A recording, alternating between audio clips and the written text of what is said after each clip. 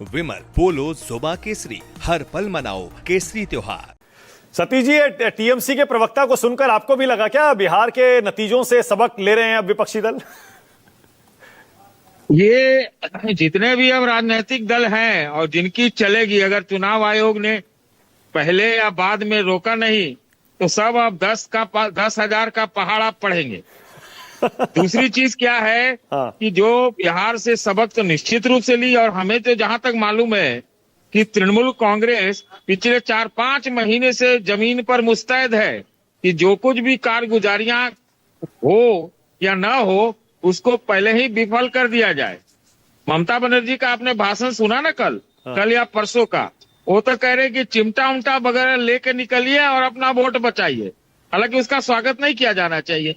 मानक सीधी सी बात एक बात है, मैं नहीं जानता, ये राजनीतिक दलों के छल प्रपंच में हम नहीं पड़ने वाले।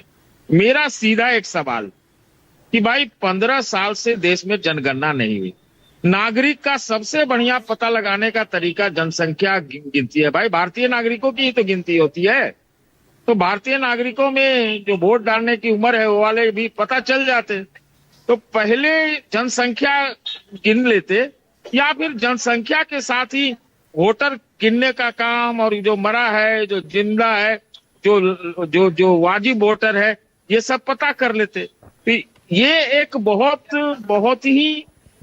बहुत लाजमी सा प्रश्न है, इतना जल्दबाजी क्यों करना है भाई?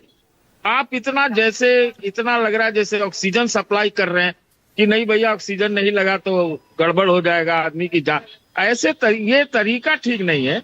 हालांकि क्या है कि कभी सतीश जी, एक छोटा सा करेक्शन कर दूं, जहां तक मेरी जानकारी है जो सेंसस होता है, जनगणना होती है, उसमें सिर्फ नागरिकों की गिनती नहीं होती है, बाकी सबकी भी होती है। अरे वो तो सबसे आसान काम है जनसंख्या में गिनना नागरिकों का। नागरिकों की तो गिनती होती ही है ना, उसमें रेजिडेंट्स की होती है, रहने वालों की होती है, जिनकी रिहाइश है, उसमें नागरिकता का कोई लेना देना नहीं है। अरे भाई देखिए, जनसंख्या में वो गिनती होती है, नागरिक का भी रहता है उसमें। तो भाई आप दोनों मिला के कुछ फेरबदल कर लेते। अगर 2003 से SIR जैसा कोई एक्सरसाइज नहीं हुआ था तो क्या चुनाव नहीं हुए?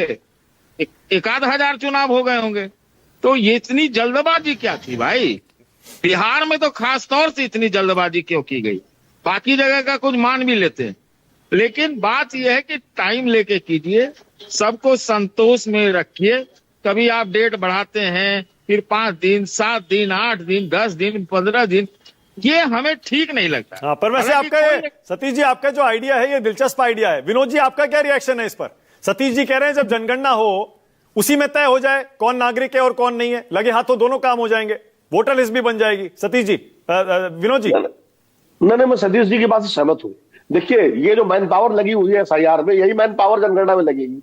तो अब इस 2027 में होगी जनगणना, जो आज बजट भी उसका मंजूर हो गया है। तो यही मैन पावर, यानी वेस्टेज ऑफ मैन पावर है एक तरह से। अगर आप वही मैन पावर इसमें आप लगाते तो साथ के साथ दोनों काम हो जाते, इसमें क्या दिक्कत थी? अरे तो विनोद जी, लेकिन उसमें फिर मसला खड़ा हो जाएगा कि सरकार NRC ला रही है, नागरिकता पूछ रही है। नहीं, NRC ला रही है, वो मसला इसलिए नहीं खड़ा होता कि जनगणना तो हो ही रही है ना।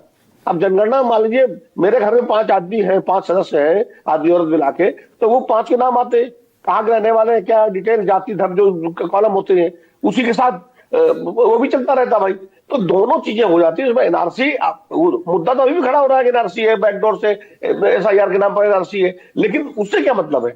अगर जनगणना और SIR साथ साथ होता तो शायद इतना बवाल नहीं होता।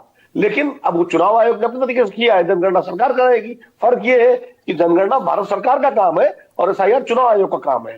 तो अगर दोनों में समन्वय हो जाता तो ज्यादा बेहतर होता ना। सतीश जी, मुझे तो लगता है उसमें फिर भी विवाद होता, जैसे आप कह रहे हैं, अगर उसी तरह होता, जनगणना के साथ होता SIR। मानक जी, सब सवाल का एक जवाब है, और वही ये असली चीज है। नियत अगर साफ है, विश्वसनीयता अगर है, तो कुछ भी कीजिए, कोई प्रश्न नहीं होगा। और अगर जल्दबाजी करेंगे, बार बार डेट बढ़ाएंगे, घटाएंगे, कभी कोई दस्तावेज लाएंगे, कभी कोई बदल देंगे, तब ये सवाल होंगे। पर मुद्दा खत्म हो गया ना, होंगे ना, वो भी सवाल करेंगे। सतीश जी, राजनीतिक तौर पर बांग्लादेश से घुसा हुआ है, वो भी सवाल करने लगेगा। मौका मत दीजिए किसी को। राजनीतिक तौर पर यह मुद्दा खत्म माने ना। अब तो बहुत ज्यादा विरोध लग नहीं रहा है TMC और समाजवादी पार्टी की तरफ से। देखिए, मुद्दा खत्म नहीं होगा, क्योंकि दबाव जो राजनीतिक दलों का काम होता है कि अंदर से मान भी गए हों तो ऊपर से ऐसा दिखाएंगे हाँ। ताकि दबाव बना रहे, तो जो गड़बड़ियां करने की कोई कोशिश भी होती है तो उसको विफल किया जाए। अगर ये हल्ला गुल्ला कोर्ट वोट नहीं होता